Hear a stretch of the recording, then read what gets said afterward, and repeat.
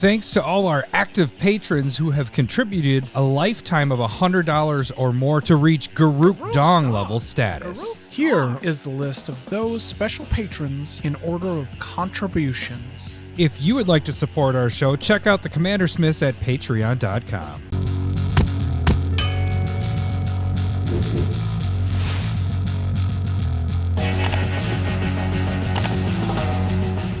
Welcome to the CommanderSmiths.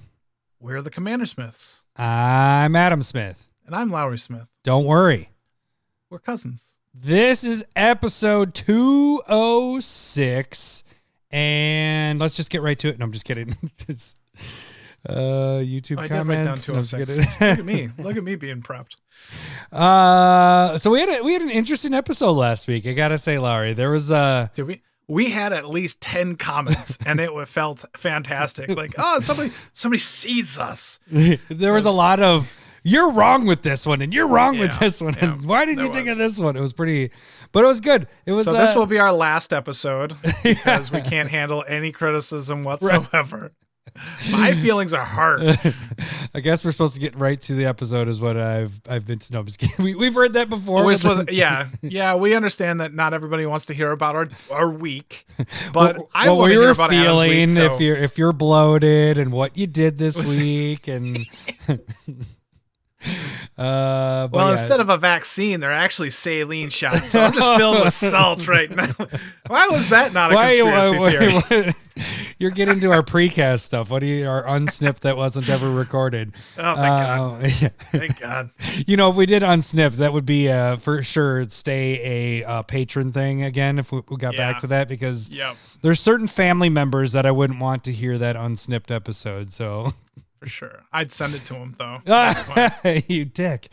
All right. So what are we doing today on this fine episode, 2 episodes before our 4-year anniversary of this podcast? That's a really good point. We're going to talk about sideboards. Holy shit. There's sideboards in Commander? No, there isn't. But that's why we're going to talk about it, because there has been conversation about it, and we want to see where we can go with this. Like, should it be? Should it not be? Right. And how do you consider it? There isn't a rule against it. Anybody can change their decks between games. There technically is. But you can change your deck whenever you want. Let's get right into this. Yeah. All right. But no, so you can, yes. So we're just going to kind of discuss maybe some things that you can do with if you want to play sideboard, if your group plays sideboard, some cool little tips. And actually, Lowery has a pretty sweet thing that he's doing with his current deck that he's working on, the searching for the spotlight. That it is a good idea. It's a good idea. So we'll get into that. We have our Stump the Smith Savant. We are on week number 2, and this week we have Little Orphan Animar is going to try to stump Lowery, and that is for this guy right here. Hang on, let me get this. What are we gonna sword? Nope, that's the rings. That's the other prize we're giving away. We just got prizes left and right. So, good for you. Yeah, that's right. You guys. Can we get an Oprah? An Oprah button, and you get a card, and you get a card, and you get a card. So we have, actually, I had on there that it is the foil etched Sword of Hearth and Home, but in retro in that, it's kind of shiny there. Yeah, but they sent an actual foil retro. Not an etched. It's a not an foil etched. Foil, like a real one. It's a foil. Shit.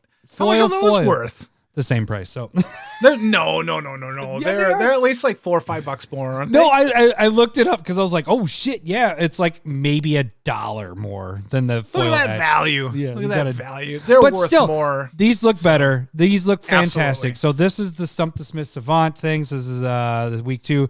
As you can see here, this will be something I'll talk about in a little bit. But the prize that I guess we could talk about it now, because I just ordered the retro etched foils as well. Did you for these? I picked up 2 in my. If you want to check out my $550 opening for Card Kingdom that just came in, I live streamed that, and you can check it out on YouTube. And that link is right above here. You can check that out. There? Lowery, over there. Right. No, it's there you go. Me. No, you're right. Angle that way. It's above my head. Yeah, hey, there we go. Playing swords here or what? Very small swords. Don't tell me where to point. And so yeah, I was a little disappointed with how the etched looks. I think it still looks cool. I fucking love old borders. I'm one of those suckers. So the Modern Horizons ones, I don't know. It looked more grainy than they did with the Commander Legends. Look, they hit it out of the park with Commander Legends. I don't know why they're changing. Like, remember Strixhaven with their etched foils of the archives, and it's just a little fucking gold shit, and you're just like, that's around that's the not edges. even close to etched. So the one thing I will say about the etches I already had a beer. I'm kind of licked up. So the one thing I will say about the etches though is they don't curve. They don't have that. True. And I'll show you right here.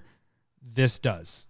We're sending damaged product as giveaways. So this, I think, looks better, but it does have a curve to it more than I can kind of see. If all of your cards are foils, then you'll never notice. Yeah, there you Just go. get it all foil. That's how that works. But yeah, so we have. Or you can become a patron and get foil proxies that Adam makes. Oh, looks there you gorgeous. go. And they do not curve there. That is the fantastic part. Good job, Larry. Should we just do the tags really quick? Like, I mean, is there really anything we have to get into with this week? I don't know. We're almost taking to heart with that our negative comment. No, I mean, wait, hold on. So do we still want to? Okay, we're talking about sideboard. We still have Stump the Smith Savant that you said. Stable Versus is going to be amazing. It's going to be for me Panharmonicon versus Conjurer's Closet. Wah, wah, wah. Wow. I mean, I have a feeling I know what's going to win. But what is that, Larry? I can't get to my buttons in time. Not mine. It's going to be a fun one. Okay. You'll get the results from last week's too, which foreshadowing, you might not like the end of that one either. Oh, I'm sweet. What did we do last week? Rhythm of the Wild? Crashing Drawbridge against Rhythm of the funny thing is, a lot of people are wrong. That's fine. I loved how I think it was Red Shy that was like, I loved when Lowry just like gave up in the middle of it. It's just like, man. The difference this week, guys, is I'm a whiskey down and Lowry's a beer down into a second. And actually, this is a whiskey from my brother. Hang on. Ooh, that's a little more. This is blackened. It's from Metallica. One of the guys in Metallica. Oh, Dave. What is it? Oh man, people are gonna kill me. Dave Grohl. Not Dave Grohl. But he distills whiskey. And so it is a blend of straight whiskeys finished in a black brandy cask. It's pretty good. Cool. Pretty good. What are you drinking there, Lowry? Mine's from Toppling Goliath, which is always solid. This one's called Arcade Crusher. It's a triple IPA with Citra, Mosaic, and 6 Simcoe hops. I can't find the alcohol content on it, but it feels like a decent amount. Well, mine's 45%, so... better than mine. I know that. The end of this episode is going to be amazing. All right, so I think that's it for that. Did you have anything interesting happen to you this week? I had my mom over this week. I got my garage... So it's interesting, but you don't want to talk about it. Don't want to talk about it. But my Did you guys watch any Simpsons at all? Or... Oh, you're a douche. just curious, randomly asking that question because they could tell the fucking future. All right. I'm glad she doesn't listen to this. She keeps threatening that she is going to listen. Like, not threatening, but she's like, I really need to listen to your guys' podcast. I'm like, my mom says that too. You don't need to listen. That's exactly how I respond as well. You don't. You don't need to listen. You don't need to. My mom does listen to this first part. So she'll listen, and then once we say like the first magic thing, she's like, so she's a person that likes this first part, unlike some people. Coming after you. YouTube comment. Wow. Yeah. Wow. That's what we do here. We might lose them as a listener. It's the first time we absolutely listener doesn't get the bit. Is it kind of just constructive criticism? Well, we hate it.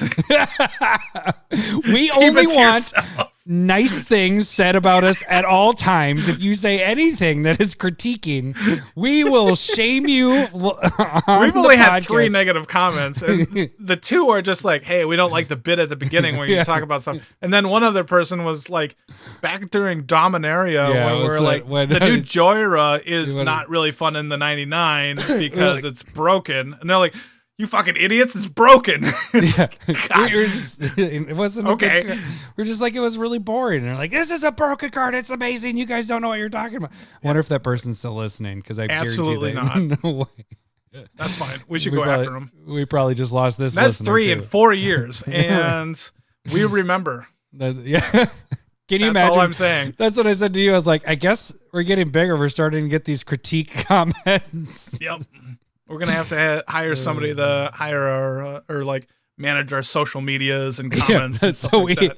Because we're just going to unload on people. Yeah, we're just gonna, I have a microphone and you don't. I don't agree with your I don't agree with your demonic tutor comment. You know what? Fuck you. That's all. You're stupid too. That's all I know. It's like, what? We're aggressively negative. This is going to be a fun episode. All right. Let's just get into it. Okay. So speaking of winning stuff like we were talking about. Oh, yeah. This is the last week for the giveaway. Twitter, if you have not retweeted, liked, and followed us on Twitter for the chance to win this guy right here. I moved him down. Where did I move it? It's a wedding ring. Wedding ring. Oh, there it is. I don't know which side I end up on. But wedding ring. Nah, there's glare. It doesn't invert that way. Yeah, wedding ring. That is the original, just regular copy of that. All you have to do is like, retweet, and follow us, and that is how you win that. If you're a patron of 5 or more, which only 2 people have taken advantage of for this month, you automatically enter to win a different wedding ring. A better one. It's a full art one, but then also this guy, a quip. A quip. And that's only for patrons? Only for patrons is the quip and the full art wedding ring. I'm going to assume that we're going to, I was going to say something really mean. Do we tell the bit again? Like the quip thing is, if people are new listeners. I'm just going to assume that we're not going to gain any patrons from Great Britain. So, yeah. Oh, you want to say if it's a new because page? They don't brush. Fuck. I don't have my joke drums. We're fucked. We're just being mean. This is the mean episode, I guess. All right. Look what you did, you little jerk. You got us all riled up.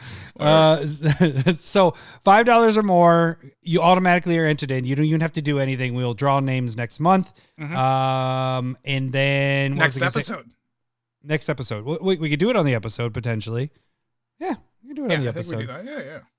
The other thing is just kind of a little side note to all you guys out there. And gals. And gal. Yes. No, I did it like Borat. Matt the Monarch's wife is also a gal. So I assume that she and Gwen just switch off on episodes. So we only get one per episode. So they're not listening every time. Yeah. So we are very close to breaking the record again. If we break the record again, there will be another giveaway next month. But this is kind of a job for you guys out there. If you really want to break the record, we are counting YouTube downloads and we are counting the normal downloads now. This just started once we broke this record. That's an easy to. You don't even have to make new accounts. Right. You just need to jump on there, listen to the episode you normally do, then go to YouTube, just press play and walk out of the room. And then there you go. That's absolutely what I've been doing. Yeah. Oh, that's how we have that many downloads. But seriously, if we'd have to have a really good week, which we've had for the last couple of weeks. Oh, good for you. Actually, last couple of months at this point. But if we get a solid week, we'll break the record. So that I'm just saying, and we'll have another giveaway. Why are we talking about month. Sideboards then? Nobody fucking cares about sideboards. Sideboard. This is a good topic. I'm not saying it's not a good topic. I just don't think it's record-breaking month downloading. Topic. I don't think reserve list was gonna get the numbers. Like You don't think so? Maybe it will, but it's not really popping right now. It will be. Okay. We're gonna try to get people on top of that. But I think the sideboard's an interesting topic because I agree. There's some. I like everything we do, though. I'm biased. Yeah. We are amazing. This is good. Okay, so I love this beginning where we talk too. It's my favorite part because then I get to find out what you did this week, and then we just bullshit to see how the episode's actually gonna go.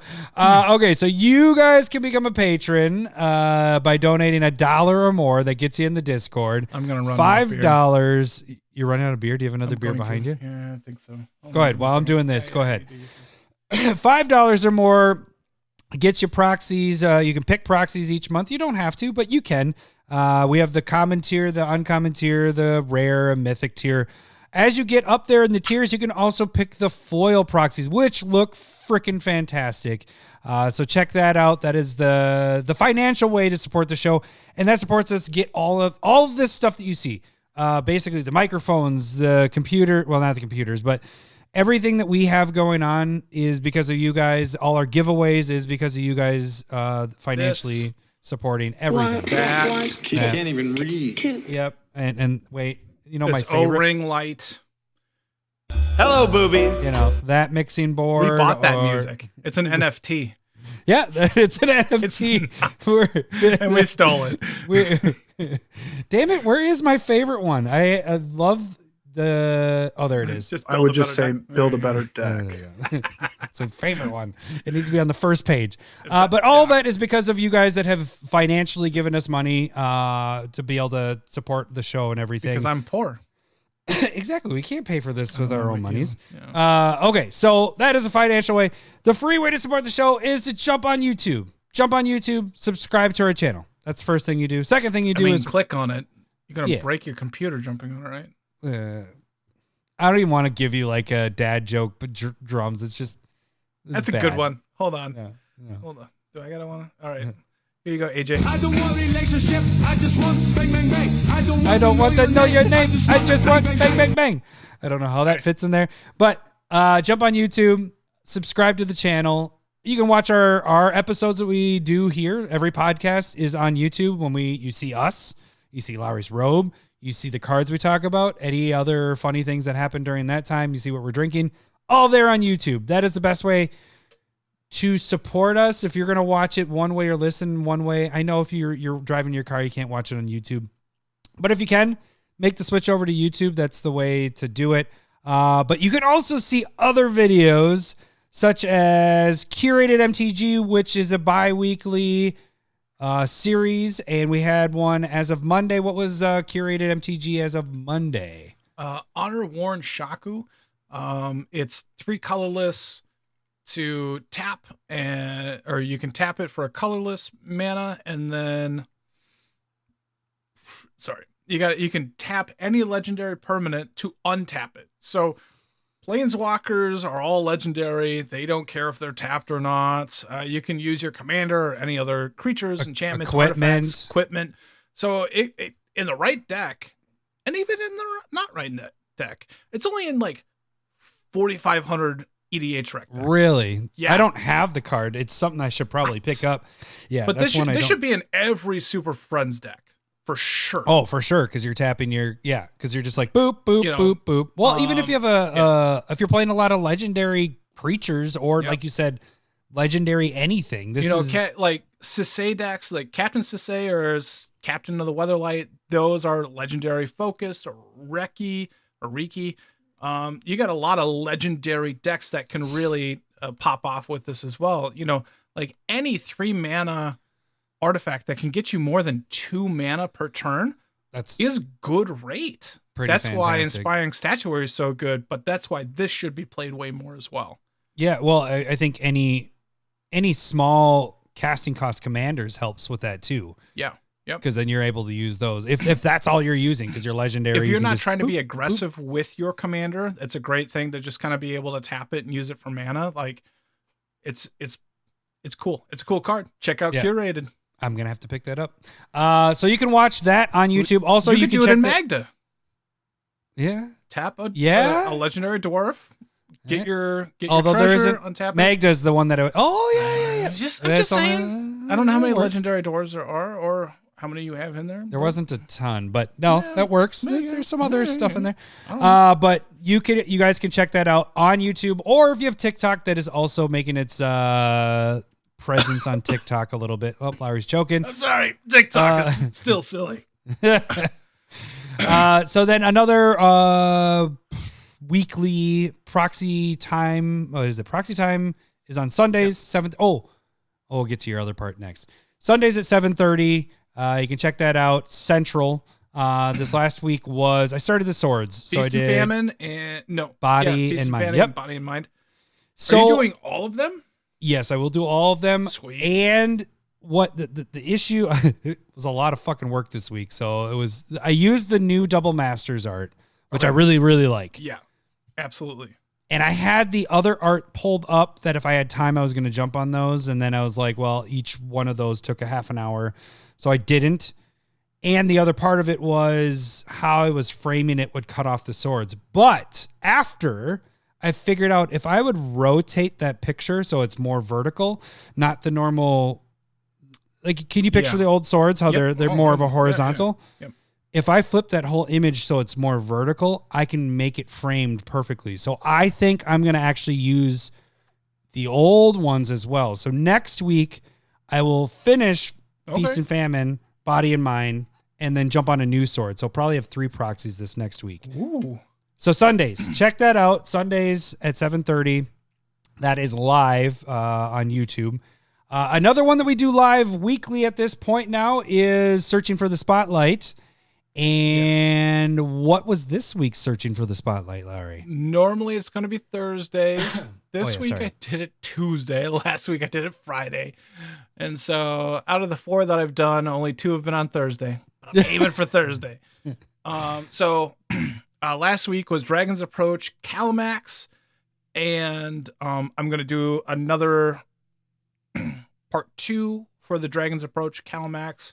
Which will already have come out because you did it. Yep. Tuesday, so go check it out. So, It'll be. I'll post it on Twitter, on the Discord, on local Facebook groups. None of you listen, but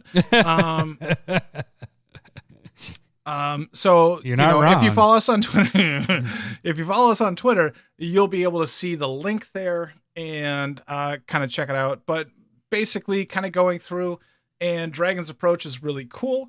And there are a lot of unique cards that can kind of go into it.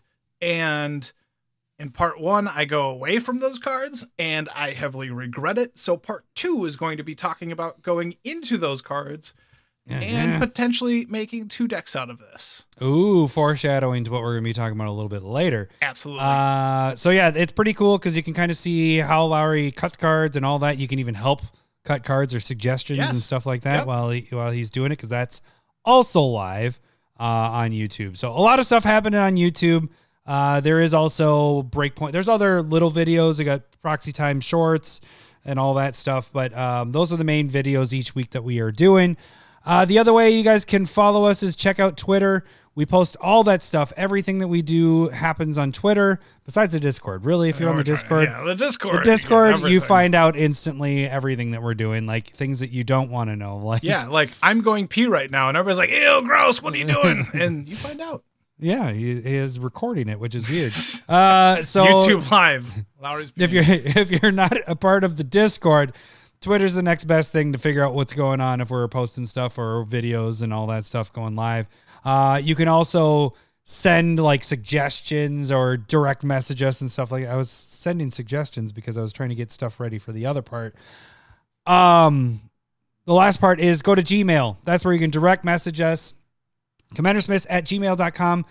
Big thing on there is sending your Stump the Smith Savant stuff. You send it there. Lowery won't see it. So if you're a part of the Discord, you normally send it to me. But if you aren't a part of the Discord, send it to us there, because that is how you send us the card suggestions for this. It's time for everyone's favorite game show, Stump the Smith Savant. Got this. I feel pretty confident this week. Call it liquid courage for a reason. All right, so we have a little bit of a change coming into this Stump the Smith Savant stuff. What kind of fluidly happened last week was if you lose, you lose. Good day, sir. If you lose, you have the option. You don't have to do this. You don't have to do this. But if Lowery guesses the card that you guys suggest, if it's a cheap card, you can, and you have the card, you can sign it. Sign 2 of them because I want a copy too. And you guys can send that to us because we want to post it of the people that the cards that Lowery has guessed. Yeah, I mean, I feel like Nick is posting his trophies that we just gave to him. I want that shit in my background. Yeah, I want to be like, I have conquered. I don't want a blank wall of like, And the thing is I'm kind of trying to help you guess. So that's why you got to sign 2 of them, right? I mean, I want something. We could just tear it in half. You can have one half. There we go. But if you lose, we would like you to. You don't have to. You can sign the card that it was. Yeah. Or if it's an expensive card or you don't have that card, a basic land. Just sign it, maybe on color at us, something like that. Just send it to us with your name and all that stuff. We'll give you our address and all that. And I wouldn't mind, people that I've guessed in the past. You could send those in too. It doesn't have to be. It could be retroactive. If you were like, hey, Lowery got it. Yeah, I'll that's send actually in a good that. point. That's fine. And I could put a name out or all the names out that lost. You losers. Bunch of losers. No way. Okay, so I'm a loser like every other week. Yeah, I don't like that. That's why you give them actual cards. I thought we already talked about my ego's very fragile. Like, let's not call each other losers. I don't like that. All right, so if you guys don't know how this game works, I'm going to read the flavor text of a card. Lowery's going to try to guess the card by asking yes or no questions. Every yes, he's going to hear this. Hello, boobies. Every no, he's going to hear this. Wrong, wrong, wrong, wrong. He only gets up to 5 wrong guesses. He gets 3 clues that I have come up with. And then there is a stumper each week. This week's stumper, as I said earlier, is Little Orphan Animar. If Lowery is able to name everything about the card, like casting cost, what card type, what creatures, if it's creature type, power, toughness, what the card does, but he can't figure out the name, he will get the initials as a free clue. The cards have to be in 5,000 decks or more. And here we go. He protects the fetid. Is it fetid? Fetid? He protects or he protects. Protects. Protects. The fetid bog from light. Is it fetid? F-E-T-I-D? Fetid? Fetid bog. Fetid bog. Kid can't even read. Fetid bog from light. Kid can't even read. I can't hear you. Life and the hideous sound of laughter. It's funny is I didn't read this one ahead of time, so should have. He protects the fetid bog from light, life, and the hideous sound of laughter. Light, life, and the hideous sound of laughter. Yes. Okay, bogs are in swamps, which clearly points to a black card of some sort.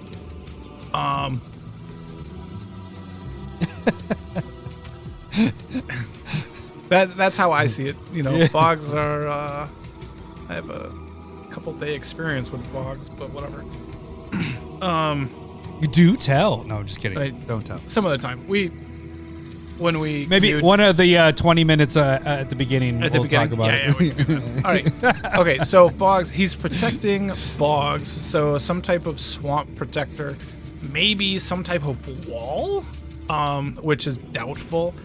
Remember, it's got to be in 5,000 EDH, right? Yeah. There aren't 5,000 Jeremys out there. Yeah. There's. So that's. It makes me feel like it's a creature, but it could be like an enchantment because enchantments can protect, but black doesn't really protect anyway. So I would go with a creature, a black creature.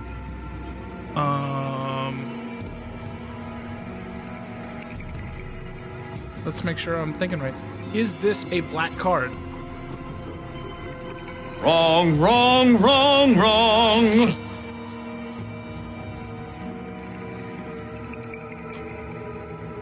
Okay. Well, deflating confidence.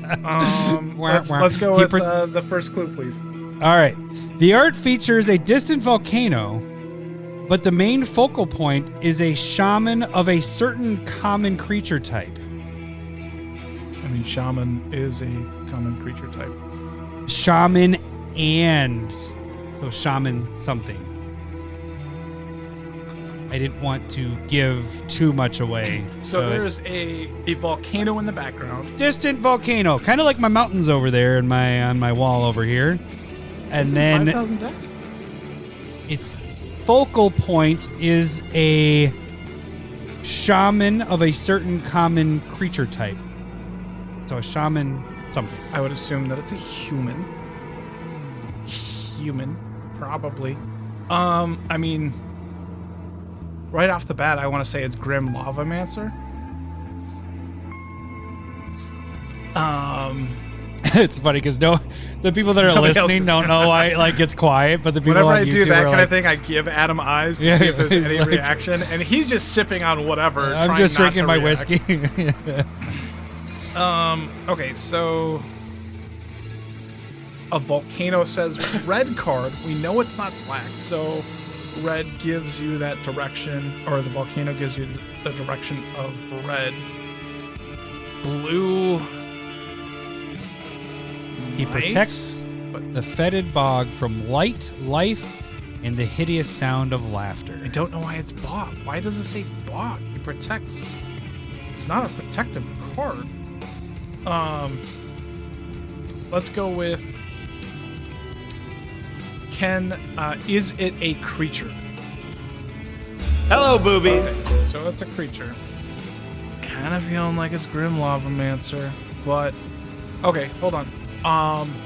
Is the original printing? I don't know if you have that up or not. Is that prior to or earlier than Time Spiral? Wrong, wrong, wrong, wrong. I'll take the second clue, please. The text, okay. The text features a bonus for Voltron type decks and mana production, but limited to certain colors. What? All right. The text, okay, so you got two parts to this. Yeah. The text features a bonus for Voltron type decks and mana production, but limited to only certain colors.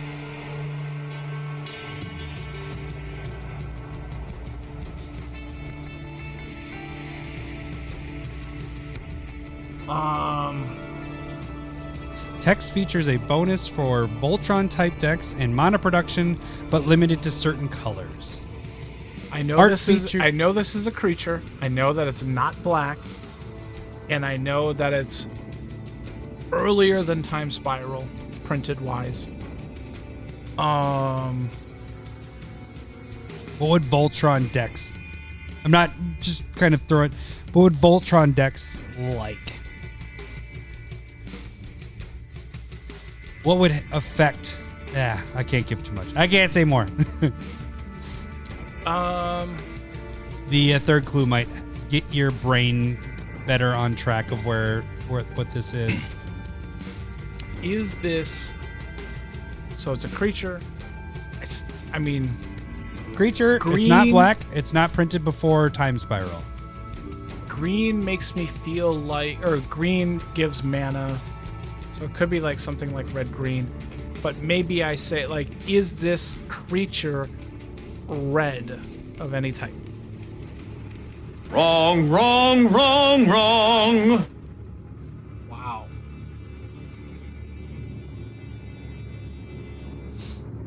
I'll take the third clue. It is in 11,000 EDH rec decks already after only seeing one printing in Modern Horizons 2. It's only been printed once. It's only been in Modern Horizons 2. Now let me go back over those other clues. The art features a distant volcano and a shaman with a certain creature type, another common creature type, as the focal point. That's the focal point, is that shaman blank.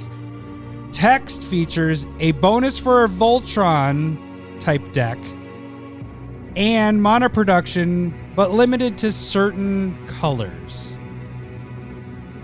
Okay. It is not red. It is not black. It is a creature. Its color identity has those two in it. Okay, what is the name of it? You think you know what it is? Yeah, no, I do. Give me not the Noble Hierarch. It's something else Hierarch. It's okay, so I have 3 wrong so far. Yes, but if you name everything else about what the card is and all that that's stuff, a really I good give point. you the Okay, so it's initials. 1 green mana. It Correct. is it has Exalted, which gives a creature There when it attacks you go. alone, gets Figured +1/+1, that out. and then you can Ultrani. tap it for a black, green, or red mana. Correct. What is the power and toughness? Do you remember that? Is it an 0/1? It is. Do you know what the creature type is? That's the last thing. Oh, that's a Goblin Shaman. There you go. IH.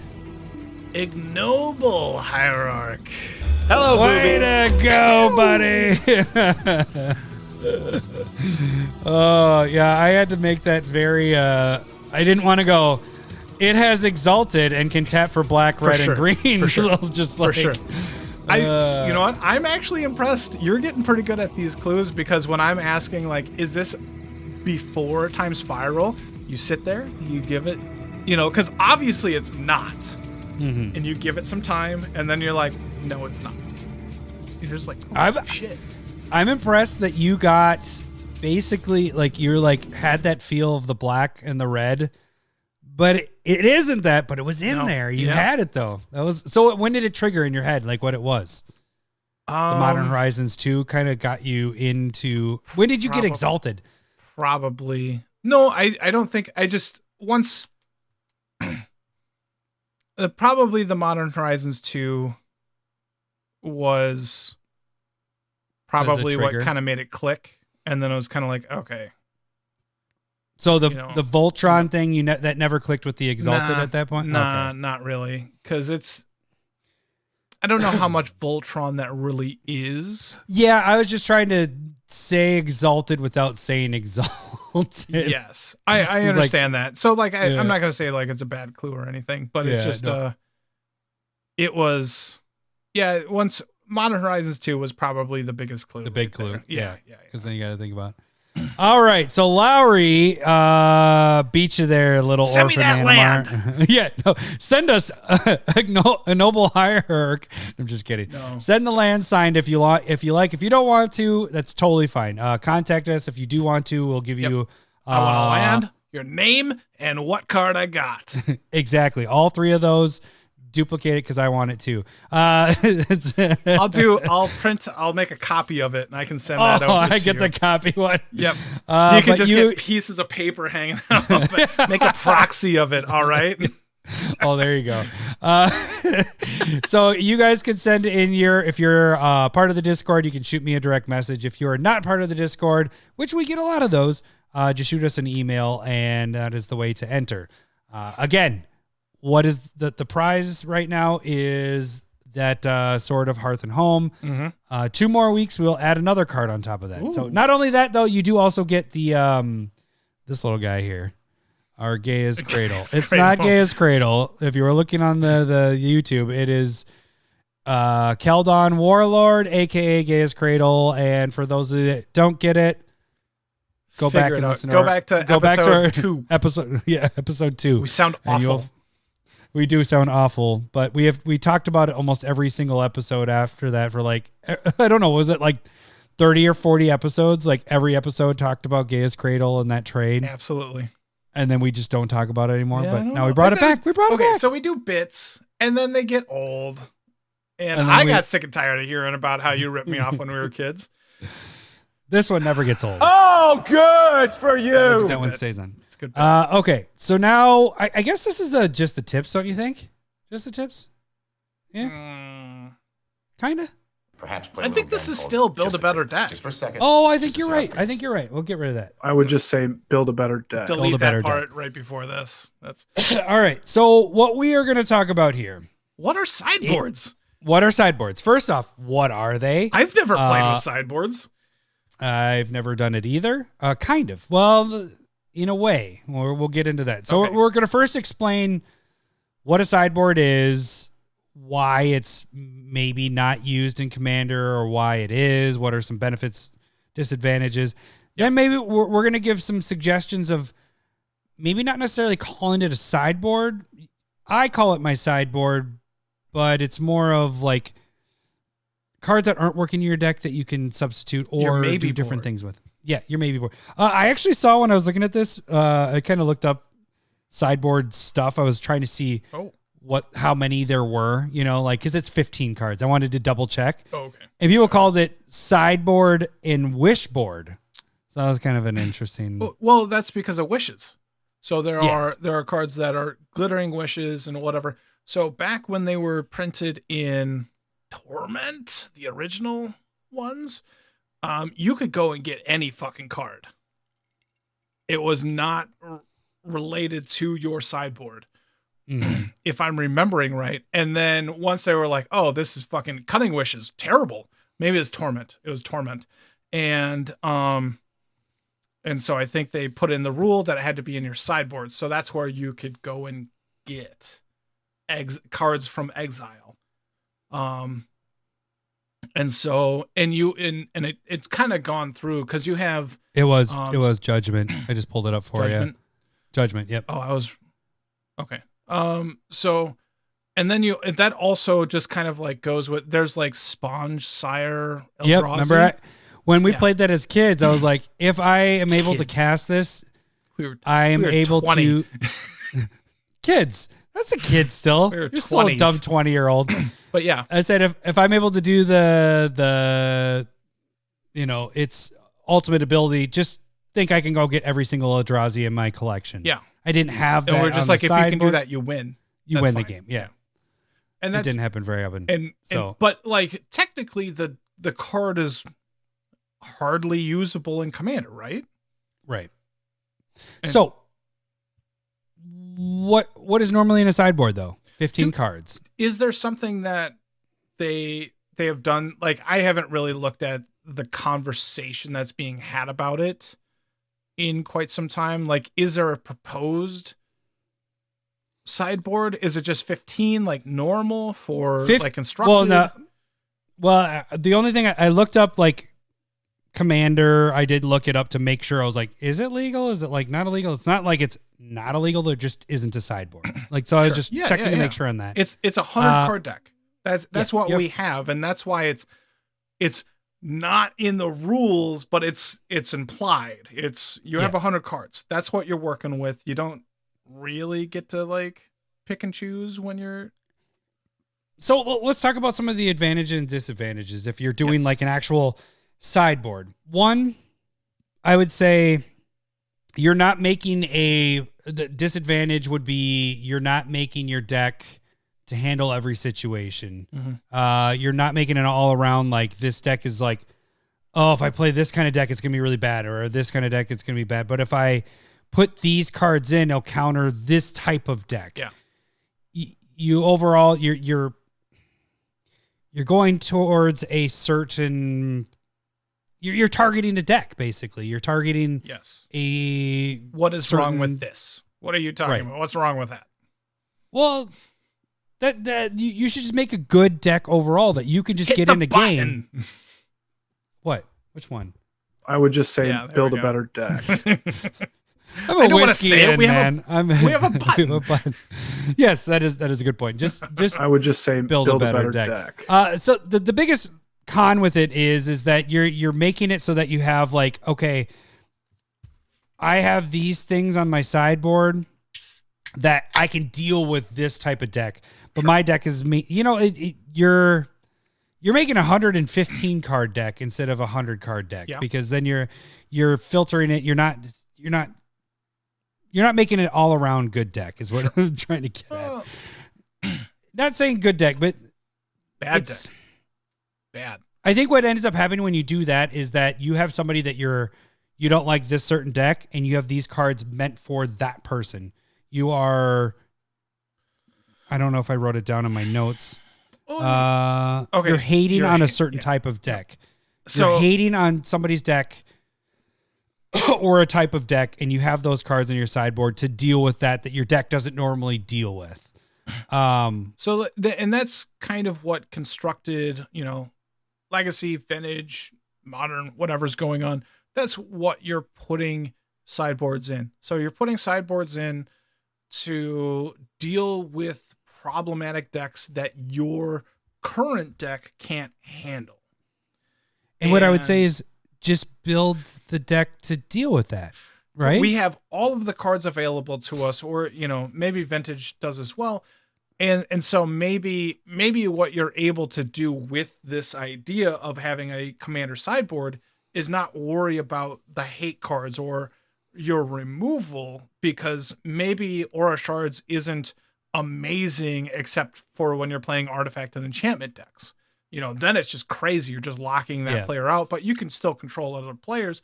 But it is by no means a dead card. But maybe you only bring it in when you want to hate out those artifact or enchantment decks. Question is, if that's what you're doing, then that makes sense. Like, you're going okay, I don't want to worry about my artifact and enchantment removal unless I actually have to worry about it. And then I can focus on more my theme or on this other problem that this deck can't handle. Like, maybe you're just I got to be able to deal with creatures. And so I'm going to put wraths and removal and all sorts of just creature shit. And then if I have to deal with enchantments, then I can deal with enchantments. That gets back to making a well-rounded deck where you just have those in your deck naturally. Yeah. Like, those are just all in there. But I get what you're saying. I'm just saying, this is why you would want to potentially do it, is to make more synergies, more theme, more one-sided powerful against the wider meta. Yeah. And then if you know that there's artifact hate makes sense, you should probably put that in every deck. But enchantment hate maybe isn't as big of a problem because people don't run it as, run enchantment removal nearly as much. Or they should be. They could be and should be. Yeah. But at the same time, maybe this allows people to move more in that direction and not worry about stuff nearly as much. But they're able to put in the sideboard. So if somebody comes up and says, I'm running Xur the Enchanter, then you're like, 1 second. And but that's the part that sucks, is then you're changing out 15 cards, or you're changing. It doesn't have to be 15 because there's a lot to deal with in Commander as well. You can run into anything. And so question is, are you just going to have, you're not going to have 15 cards of enchantment hate or artifact hate or any one type of hate. You're going to have 3 or 4 cards? And then how much does that actually affect your deck? That was my next point, is you're playing 100 cards. Even 15 cards changing out, that's a pretty good chance you're going to hit those. If you change all 15, if that's the theme. But like you just said, you're not having all 15 being enchantment hate. You have maybe 3, 4 cards in there. Maybe. That doesn't change your deck that much. It doesn't do much at all. But one thing I will say about it is, I think a positive is, if you're only playing 1 or 2 decks, if you only have 1 or 2 decks, that sideboard might help your deck change. That's maybe it isn't more about the hate. It's more about, I just want a different feel, which is an example of what I came up with kind of separately. So I'll talk more about this in Dragon's Approach Calmax 2 Part 2, which is already out. But as long as I don't have computer problems, check the link right above, right here. And I can't take it. I can't take it for the second time. I only can take it once, so it's either now or later. So whatever. And so what I'm going to do with Dragon's Approach is, I wanted one where I was playing with cards that I just can't play in Commander decks. Stuff that cares about other cards in your graveyard that match the same. Which doesn't happen in Commander. Just doesn't happen. And so it's I want to play these cards because I have them and I just can't use them. But also I came in initially, I want to play fucking dragons. Mm-hmm. And it kind of seems like one or the other. And so I have a Calamax deck that's going to cast a shit ton of Dragon's Approach decks, or Dragon's Approach cards. And then I'm also going to have roughly 16 cards is what I counted before I fucked around with it a little bit more.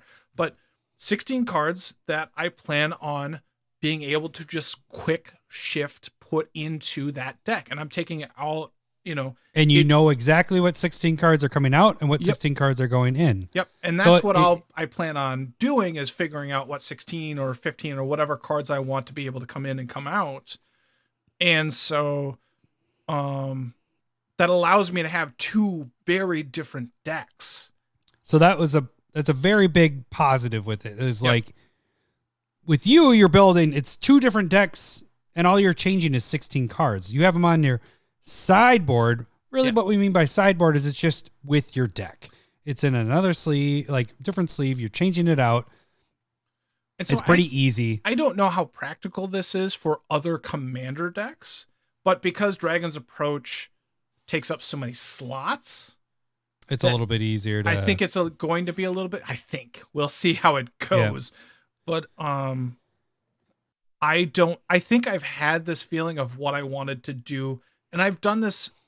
I guess we're getting into what we're doing personally as well. So like my Essex deck, when we played back in July, when I had one of the cards come into play and everybody had to sacrifice 8 fucking permanents unless they paid 2. Yeah.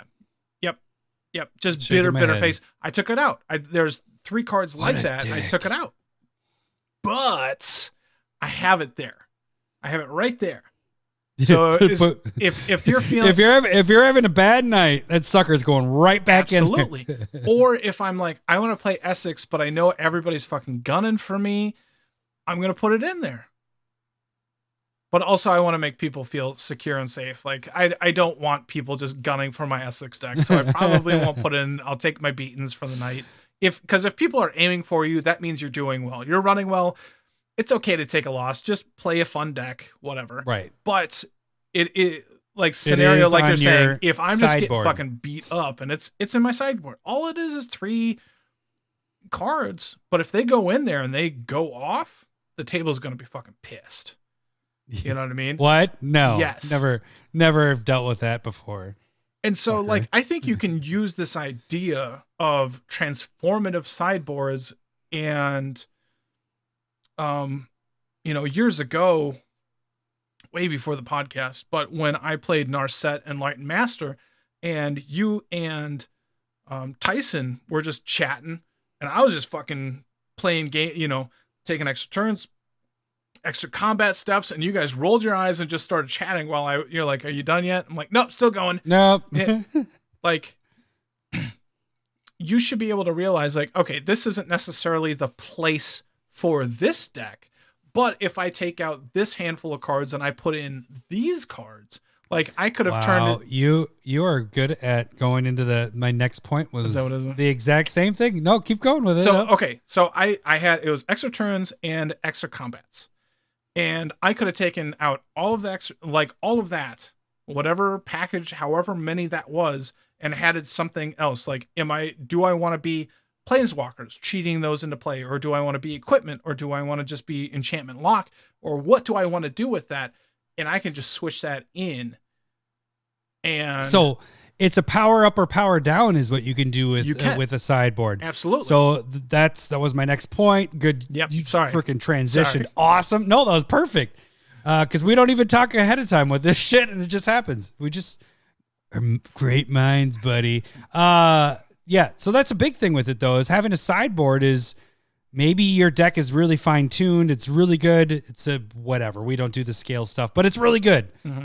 And you're just in a group that isn't at that level. It's just more about having fun.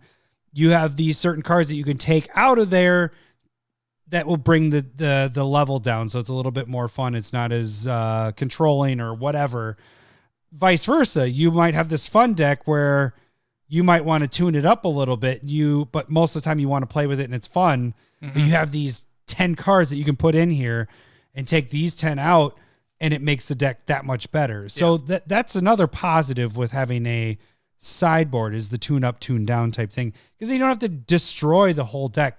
Kind of like my Rashmi deck, I pretty much have to destroy that whole deck because I don't have.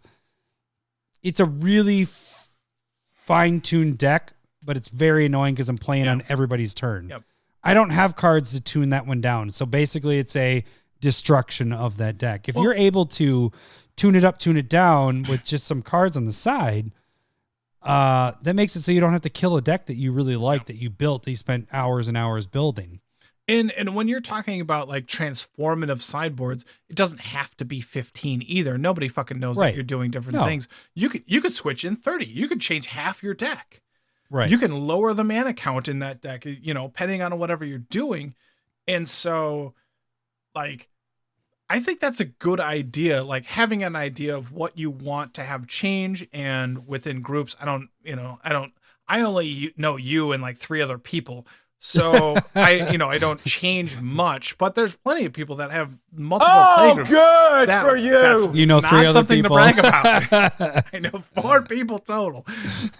And so like you can, if you have multiple groups that you go with, you don't have to have just one deck. Like you were saying, if you only have 1 or 2 decks, but if you have 15, 20, 30 cards off to the side to be able to switch back and forth, you might have enough to have 6 decks. Right. But it gives you a completely different feel. Yeah. Like I know when I've done the MTG switcheroo, and I've done that with my decks, and it's, mine, I don't do the updates as often as Lowery does. Yeah. But when I do, it's like 10 to 15 to 20 cards. Yep. When I do that, the deck changes. Like the feel of it is completely different. So that amount can make your deck, same commander, completely different feel at that point. And I would say my feel is like if you switch 10 cards, that's starting to really change your deck. Mm-hmm. And that's about where I've noticed the feel being changed. It might not play necessarily different, but the feel of what you're drawing and what you're doing you're is seeing a different lot different. cards. Yeah. At that point, like if you only do 3 or 4, like we were talking about with the 15 sideboard and hating out cards, like you just don't notice it unless you draw that 1 to 3, 4 cards. And then it's like, okay, I got him. I got that fucker. And that's, like if you sideboarding, yes, we can talk about, let's use like Modern or Legacy as an example with sideboards. They have it and it's a good thing, but you have like Leyline of the Void that comes down turn 0, like before anybody's even playing, because it's the Leyline and it exiles graveyards. And this is a sideboard card against, or it was at least, Bridge from Below decks, which can just fucking go off on turn 1 or 2. So you need graveyard hate right away. But if you get that graveyard hate, then the Bridge from Below player just concedes right away. Pretty much. With those, you're playing, normally it's a match, it's not, you don't sideboard until after the first game because you technically don't know what they're playing. Yep. And that's just not how Commander feel is. And that's kind of a reason why that's not there. To finish my thought real quick is, so one player is going, I'm going to mulligan until I get a Leyline of the Void. And the other person goes, oh, they got the Leyline of the Void, I quit. And then it just becomes that weird battle, and that's not conducive to a good Commander game, right? Yeah. Okay. Idea done. That's all you wanted to say. That's the rest of it. That's fine. I wanted to complete my thought. I'm an interrupting cow is what you're trying to say. Moo. Okay, so I want to get on the point of like when this triggered of like talking about this. Yeah. One other way of doing this is the way that I actually do sideboards. It's not necessarily a sideboard, but it's when I build a commander deck. And as if you guys know, if you've been, longer than 6 month listener, because it's been 6 months since I built a fucking new deck. Cause I think it has been. It's been close to that. I don't know. It just feels like that because it's just everything. Anyways, everything. I have a lot tougher time building a deck. It takes me a lot longer than Lowery does. I can't. My searching for the Spotlight Commander deck is going to be about 50 episodes long compared to Lowery's like. That'll be great. It'll give me a break. Yeah. Hey Lowery, you want the next year off? You want the next year off because I'm building a deck. Anyway, so the last cuts are always really tough, and actually, what ends up happening for me is the last 5 to 10 cards. I end up not putting back in my binder or putting away or whatever. Mm-hmm. They end up going in like a sleeve that I keep with the deck. And what happens there is you all know you have the idea on paper of how your deck works. You have your goldfishing of how the deck works. You play it out.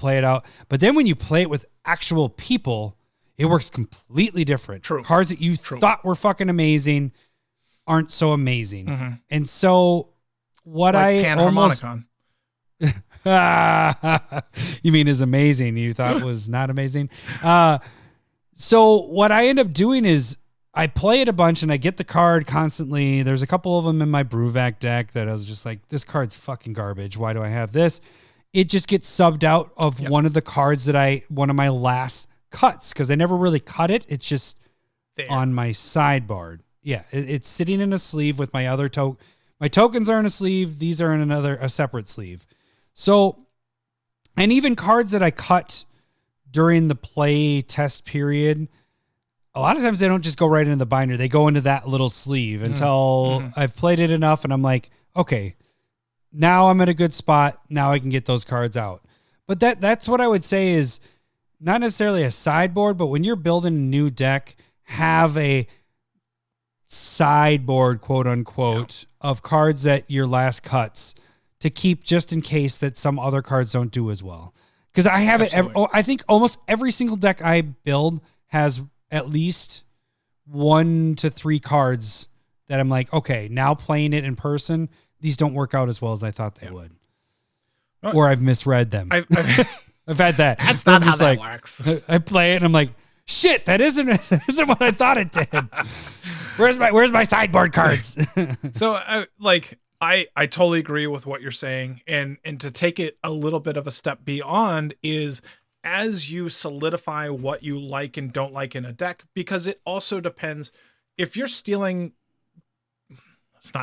if you're taking decks right off online and you're like, oh, I like this deck, and you pull everything and it's exactly the same, it might not work because of whoever you're playing against. Yeah. And so as you learn what's going to work, what doesn't, even if it works for somebody else, it might not for you. And so you can just be like, you know what, this, like you're saying, this does not work here. I thought this would be awesome, but it just doesn't work. And so you can take those out, and as long as you have those sideboard cards of like, these are cool cards, I think this could work here. I could, as long as you think this works, you can be like, okay, this is in the realm of that card cut or the CMC or whatever reason you can come up with, and you can switch it in and make the deck better tuned for your meta. I think that's really important because also, like, I know I've said this, but I don't think people say this enough. Know your deck. Know your deck, know your deck, know your deck. I'm saying it for the next 4 episodes. Like, just swear to God, if you just know your deck, your deck is going to play better. What? Are you going back on the Discord last week, the Sensei's Tapa argument and all that? No. So, I mean, if you know your deck and you know how your deck works, it's going to do better than if you don't. Yeah. Right. And so if you have these cards and you're learning how the deck runs, especially within your meta and how it interacts with your opponents, and you're able to go like, you know what? I wouldn't necessarily put in cards that hate on your opponent's decks, but become better against your opponent's decks. Like, if you know that, like, you know what? I need instant speed removal to deal with half of my meta commanders. Get out of my head. I'm sorry. Like, add in more instant speed removal. And that's exactly what my next point was going to be is like, when I say the stuff that's on the side is like, oh, whatever, these are your last cuts. It might not necessarily be fitting in the theme. It might be you're lacking on removal. You're lacking. Maybe you went lighter on the land. Maybe you don't have this certain removal, or you need a little bit more theme.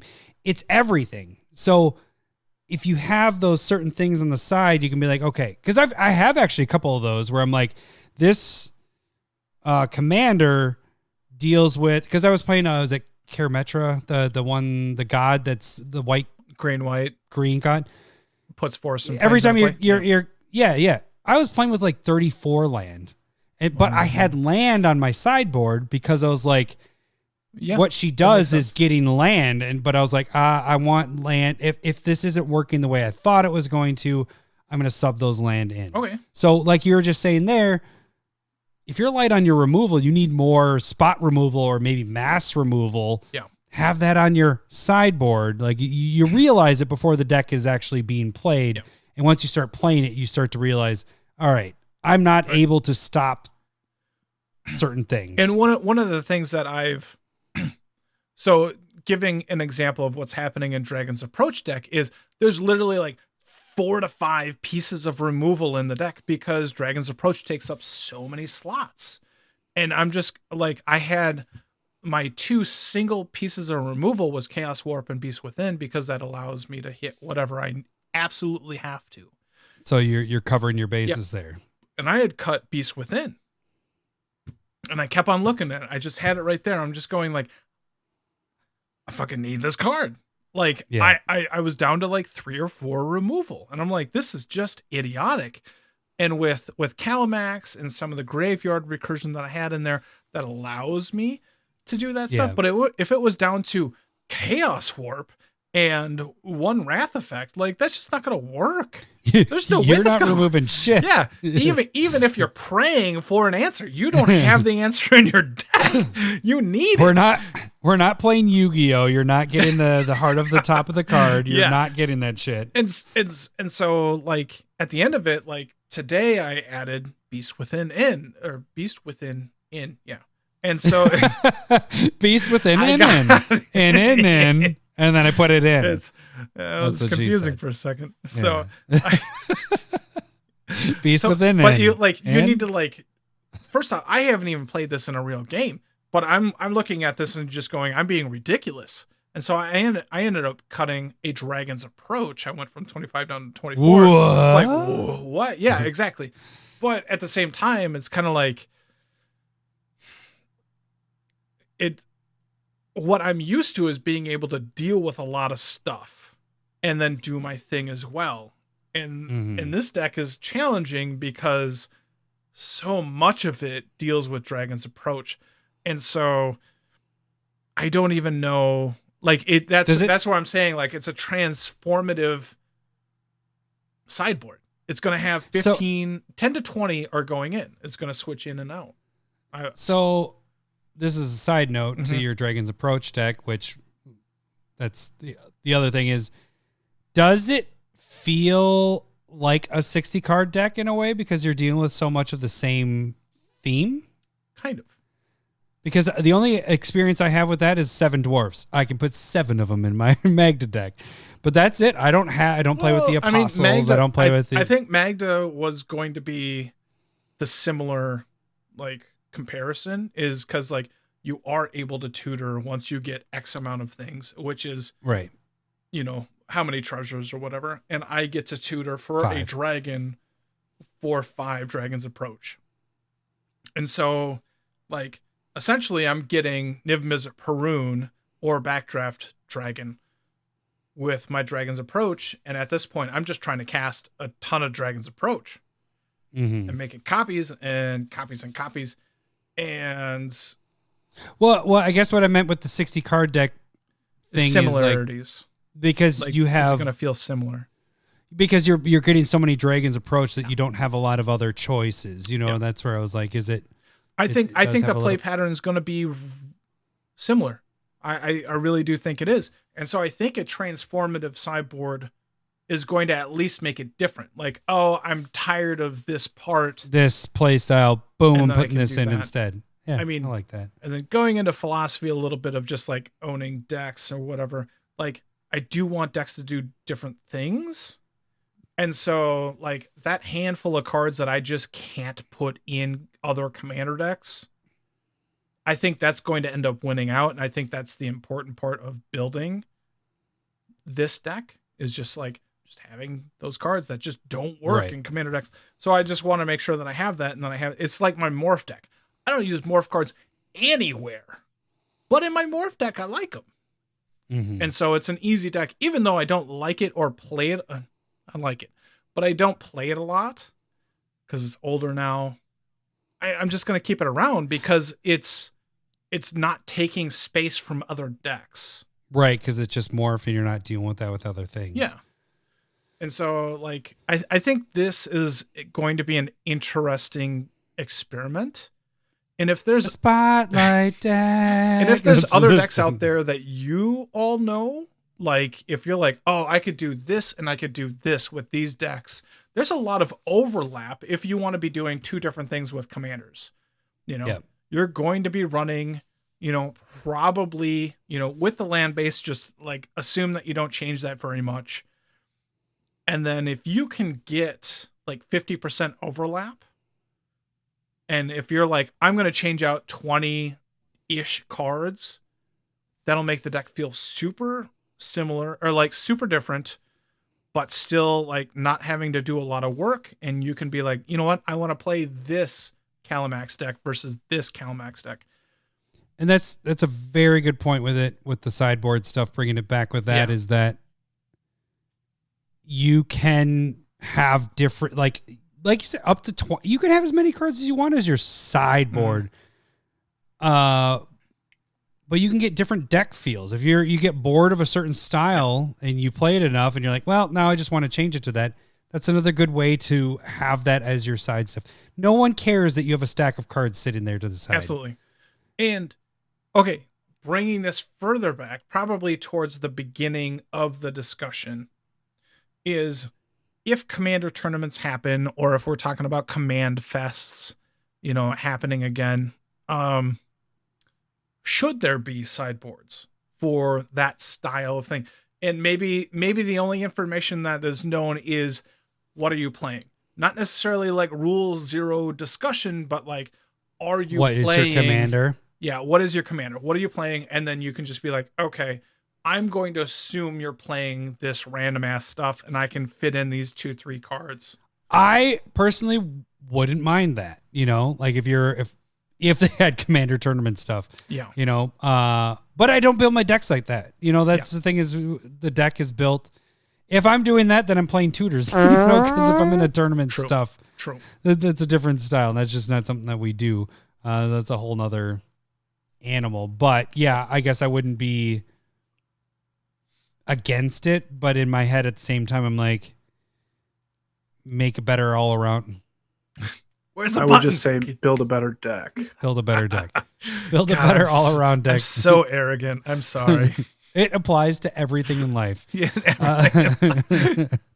it's the most wisdomatic thing I've ever said. Yeah, it is. And I'm glad that I made the intuitive thought to keep it recorded. Like I had in the beginning was whenever Lowery said certain funny things, I'd cut it up and I put it in a file. That is the best one. Build a better deck. Oh, all right. I think, do we have anything else with the sideboard stuff? I think it's a good idea. I mean, like I said, I do it. It helps, especially with me when I'm trying to find those last cuts. It helps when you're playing a new deck, figuring out which cards are actually garbage that you thought were good and subbing out and subbing in other cards instead. So, and the only other thing I would want to add is like when we play, it's that week leading up to it. I'm really into like the switcheroo, just like changing in and out a lot of cards and just little like 1, 2, 3 cards per deck or whatever. Cause I don't even know what I'm going to play. And cause normally what I do is everybody's going like, I'm playing this, there's this or this. And then I pick the deck that either I haven't played, like is brand new, or I'm trying to find a deck that's going to work like to create the best game. But after Like, I get home at midnight, 1 o'clock, and And I'm then up you until start fucking changing cards 4 or out. 5 in the morning, just changing decks, going, I hate this card. I hate this card. Why didn't this work? Fuck you. Fuck you. You're cool. Fuck you. And then I'm just feel like shit for the next week because we played 12 hours of Magic, and then I stayed up for another 3-4 hours changing decks. And then we don't play again for another month. Month and change. Why do I do this to myself? So, all right. That's okay. That's the last bit. There we go. Okay. So now I got to find Thank where. I got to find. Okay, there it is. All right. So now we go. Are they making a new Mortal Kombat movie? Did we Excuse already me, talk I about believe this? you have my stapler. Well, you saw the other one, right? The one that came out last year. Oh, I forgot about that. Okay, I'm like 3 years in the past. Yeah, you are. It was pretty decent. Cindy hated it because she didn't have any like. I played Mortal Kombat and I was like, oh, sweet. I'm a Street Fighter person. I'll take that. Oh, I totally am too. Yeah. I was Street Fighter, but then I got into Mortal Kombat later. You know, as a boy, you like the ripping of the guts out and all that stuff. So. Ripping something, yeah. Yeah. Yikes. Yikes. All right. Not with my penis. I'm just Yeah, saying. no, right. I was That gonna doesn't say happen. that doesn't happen. That doesn't happen for us. No. All right. So if you guys don't know how this one works, we have two staples. We have two cards, not staples. We have two cards. There's one slot left. Wow. Well, I mean, It's one could called be a staple. versus they're both staples. One of them is a staple. You got to figure out which one isn't the staple. Lowery's card. No, I'm just kidding. All right. What stupid card do you have this week? Well, wait a second. We got to do last week's voting. Okay, So you're right. you guys are voting. It's all up to you guys. You can vote on Twitter. You can vote on YouTube. You can vote on the Discord. But there's only one slot left. We are assuming the deck is these colors if they're different colors. And you can only pick one of them. Price doesn't matter. So last week we had Crashing Drawbridge going against Rhythm of the Wild. Yes. You know where this one went, right? I do. I saw the Twitter. The Twitter. That's real bad. 69% went to Rhythm of the Wild. Okay. All right. I can come back. YouTube, 73% Rhythm of the Wild. Ooh, I don't think I can come back anymore. Discord, 70% went to Rhythm of the Wild. All right. Anyway, 71% goes to Rhythm of the Wild. So Fight the system. Totally agree, Yeah. Gwen. Yep. It was Fuck the it was a better system, card. especially this week. What are we doing this week, Larry? Speaking of this week, All right, we're doing Panharmonicon versus Panic Harmicon. Panic. Hit that button. Versus Conjurer's Closet. I don't know what button I was supposed to hit. No, I was pretending that I was hitting the panic button. Panic. Yeah. Gotcha. You know, I was like the like- superhero that's swiping and it's between What? Yeah. the two. Normally, it's a very Hello, obvious boobies. button, and then not. But okay, Gotcha. so Conjurer's Closet is 5 colorless artifacts. Jeez. And whoa, this isn't where you come in yet. Give me some time. Give me some room to breathe. All right. Okay. And at the end of your upkeep, you are able to blink a creature, essentially. Have it leave play, come back into play, have whatever effects you have. Is that happen. all? Is that all? That's All right. that's what's happening. Go on with Panharmonicon and whatever I- badness that is. I have Panharmonicon, and Panharmonicon is only 4. You know what? It's a pan that doesn't even make pancakes. I'm disappointed. That's the biggest That rip is- against it. It is also an artifact, Mm-hmm. but what it does is if an artifact or a creature entering the battlefield causes a triggered ability of a permanent you control to trigger, that ability triggers an additional time. Yeah. So Lowry's That causes a- sounds good when you hear somebody read it to you, and when you hear Saffron Olive say, like, essentially ejaculate over the card multiple times for a year, whatever. Wait. Back that up. He names other things. Is this the Panharmonicon of this? Is this the Panharmonicon card? Is this that part? Yeah. Yep. No, he loved that card, and it was fun to watch him build around Panharmonicon. But it's just not that good in Commander. We just lost that listener that was critiquing us. Okay, it's good. All right, fine, it's good. It's good. Why did I choose this? Yeah, okay, you have fine. notes. You have notes. This time you took down notes. What are your notes for arguments here? Okay, so here's the difference. It's a play pattern difference. When are you going to play Panharmonicon? Never. All the time. Actually, as quick as you can. As quick as you can. All the time. Right? Okay. You're talking about.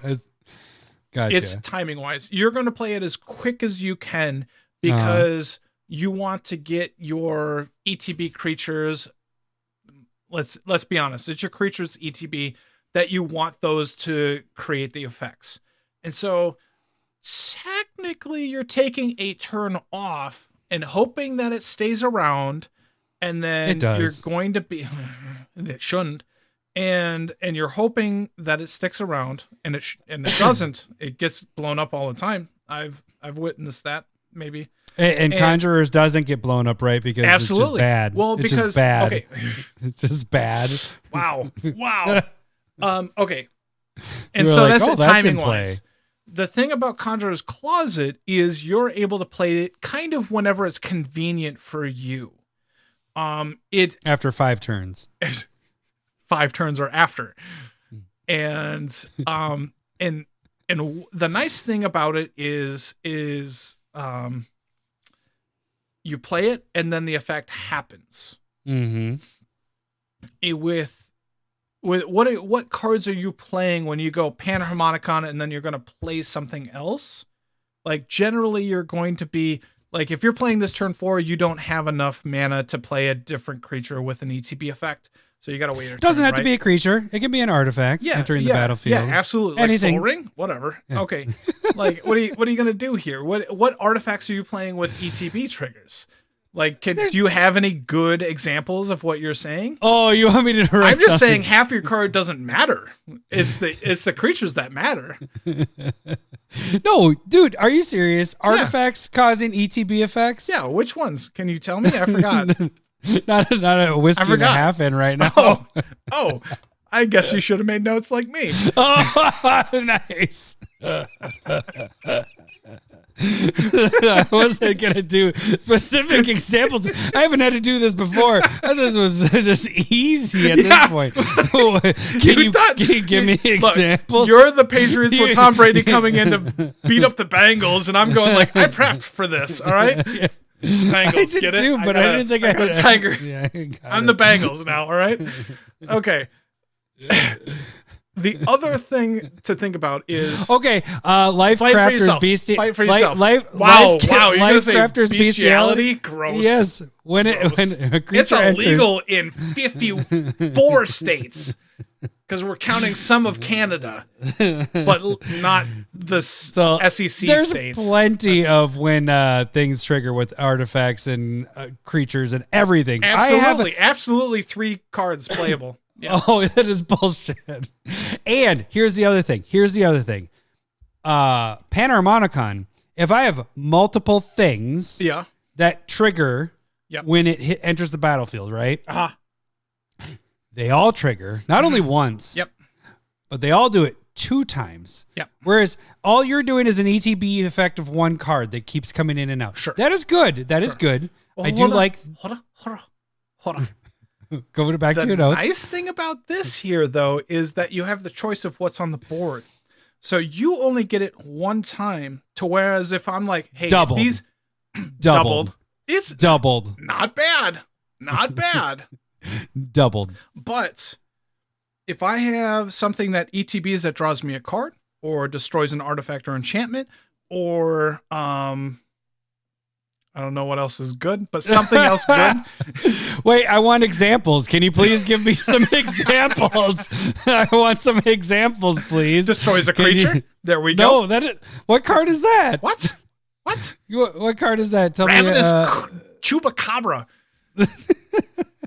That also works for me. Mine destroys 2 creatures. Absolutely. But when I have those 3 cards on the battlefield, I can choose what's best for me. Do I need to destroy a creature? Do I need to destroy an artifact or enchantment? Or do I need to draw a card? I can choose whatever I want in that. With Panharmonicon, you only get it that one time, and then that's all you get. And so you have to make the decision of, am I coming down early with Panharmonicon? Hopefully I draw it early, because if I don't, it's not very good late. Are you kidding me? It's not very. That's not a lie, because you're not. That is ridiculous. The Panharmonicon is amazeballs anytime you get that. It's not very good late, because you don't have as many cards. Can I give you some artifact? Solemn Simulacrum. Yeah, not that good. I just went and pulled it up so I could find my artifact. Baleful Strix. I don't even know what that is. That sounds like a terrible card. Well, this is an artifact, but Avenger of Zendikar. That's not an artifact. That's a terrible example of artifacts. I was like, fuck you. I'm going to actually pull out cards now. It's like, I got to look for artifacts. Those all are really good with, because it's the same thing as a double. Like, Baleful Strix comes into play. Might not trigger right away, but then when I blink it, it triggers again anyway. And then I can do it the next turn and the next turn. I can draw as many cards as I want per turn. Noxious Gear Hulk. Yeah, I can destroy creatures that way too. That's sweet. It's not very different as long as you have choices. And if you have choices, that is where Conjurer's Closet comes into play and is golden. Conjurer's Closet is good because it creates the card that's you can keep. But if you don't have the ETB, what if it's just you're just flickering a creature that doesn't do anything? It just comes in and out. I can give it vigilance. I can attack. That is with one point I put in here. Boom. It can come in untapped. Were you leading me that way, or I was trying to help you out? All right, I appreciate it. I didn't write that in my notes. I'm sorry. I got some more stuff. Oh, for me or Great you? Henge. The Great Henge works as well with Panharmonicon. No, that's not even played a lot, is it? That's not even... You know what also works well with Panharmonicon? Conjurer's Closet. Panharmonicon's probably only good because of Conjurer's Closet. There's a lot actually. I just went to the artifacts. I'm like, holy shit, there's a lot in here. There's a lot there. Yeah. The things I wrote down for Conjurers is like the untap thing is good. You can attack and then that creature comes in untapped. Yeah. You do get the ETB. I'll give you that you can do it the turn it comes in, whereas I agree, Panharmonicon, you have to wait a turn technically, unless you have other things that are flickering out or doing stuff like that, but that's not how we're playing this scenario. Absolutely, we are. What are you talking about? But my turn off is a turn before Conjurer's Closet is coming out because it's 5 and mine's 4. But I think that's balanced from when you want to play it. Like, Conjurer's Closet is a late game, like, let's say, again. Oh, wait, you're saying Conjurers is only good for a late game? No, not only. But you don't have to You don't want to play it. You don't want to because it. you don't have anything on the board. Which is different. No, it allows you to develop your board, and then you can start playing Conjurer's Closet and not worry necessarily about the blinking effects or the double effects of whenever you're doing it. Whereas Panharmonicon just doesn't do anything unless you play it early. No! Yeah! What are you talking about? Doesn't it be early? Yes, it does. Mid-game, you play that, and then you get back to your Avenger Hold on. Let's use a comparison of Yarok. When you're in a Yarok deck, do you play Yarok as quick as possible? Yes. Because if you're playing out and developing your board, that means that you're not taking advantage of your ETBs. And so you're playing a turn of Yarok where nothing happens. But Yarok's fucking ridiculous. It is. When Yarok comes out, you're absolutely playing. You're absolutely playing Yarok in a deck with a ton of ETBs. So I know, but you're playing good cards as fast as you can, and that's the benefit of that is it needs to be on the battlefield as much as possible. All I'm saying is Conjurer's Closet is almost never a dead turn because you play it and then you're going to get an effect at the end of your turn. Essentially, unless it's the only card the only card in your on hand the battlefield after a wrath. Like right. Or if the creatures you didn't play in your deck out and there's no ETB cards. But even then, you get the vigilant style effect of you can. Are you attacking though? Like who? You turn 5 at that point. There's blockers out there. This is situational stuff that we're talking about here. So, but like Panharmonicon, you have to play. You want and have to play it as early as possible. Which normally it's by turn 2, 3. Yeah, sure. So that works. you're playing as quick as you can, hoping that you get that advantage from it later on. But the thing is about Panharmonicon is I draw that at any point and am not disappointed drawing it. Well, you need to get better at knowing when you should be disappointed. I was wondering where that sentence was ending. You need to get better at it. I was like, where is this going to end up? That was touche. You got me.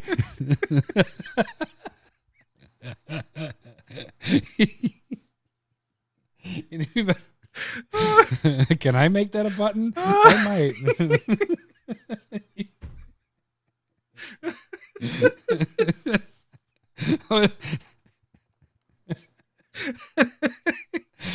Oh shit!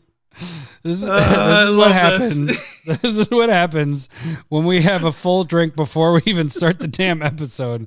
By the end of the episode, I am going to cut that up because that was. You need to get better. That's going to be right under this one. I would just say build a better deck. Oh shit!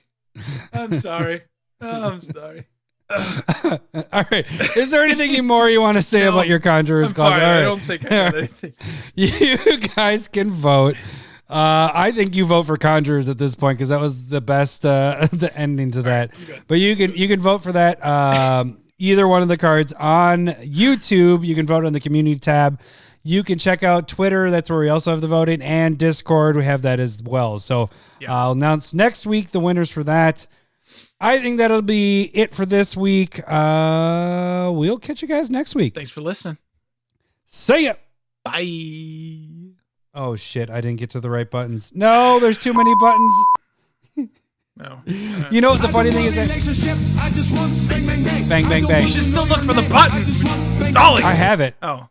I love Sega! boobs, I'm talking tatas. I love boobs, I'm fuckers for honkers. I love boobs, thanks for the memories. I love boobs. Let's cover my face. That's helpful. What the fuck is that? That looks like a dangly down there. It's a piece of ice, but it looks gross. It looks like a boogie.